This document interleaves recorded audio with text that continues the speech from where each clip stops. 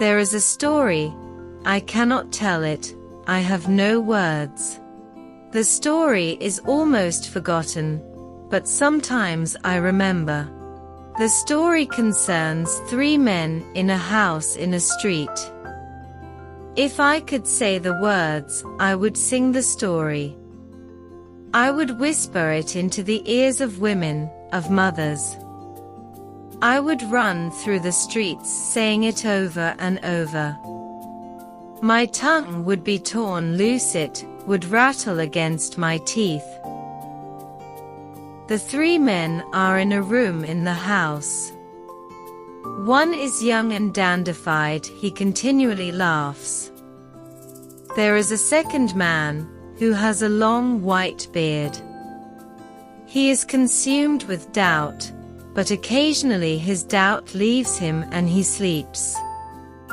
A third man there is who has wicked eyes, and who moves nervously about the room rubbing his hands together. The 3 men are waiting. Upstairs in the house there is a woman standing with her back to a wall. In half darkness by a window. That is the foundation of my story, and everything I will ever know is distilled in it.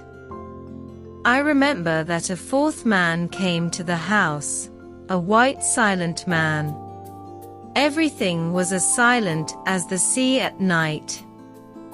His feet on the stone floor of the room where the 3 men were made no sound. The man with the wicked eyes became like a boiling liquid. He ran back and forth like a caged animal.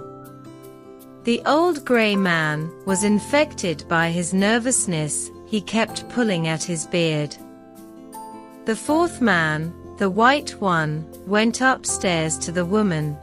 There she was waiting. How silent the house was, how loudly all the clocks in the neighborhood ticked. The woman upstairs craved love. That must have been the story. She hungered for love with her whole being. She wanted to create in love. When the white silent man came into her presence, she sprang forward. Her lips were parted. There was a smile on her lips. The white one said nothing. In his eyes there was no rebuke, no question. His eyes were as impersonal as stars. Downstairs the wicked one whined and ran back and forth like a little lost hungry dog. The grey one tried to follow him about, but presently grew tired and lay down on the floor to sleep. He never awoke again. The dandified fellow lay on the floor too. He laughed and played with his tiny black mustache. I have no words to tell what happened in my story. I cannot tell the story. The white silent one may have been death. The waiting eager woman may have been life. Both the old grey bearded man and the wicked one puzzle me. I think and think, but cannot understand them. Most of the time, however, I do not think of them at all. I keep thinking about the dandified man, who laughed all through my story. If I could understand him, I could understand everything.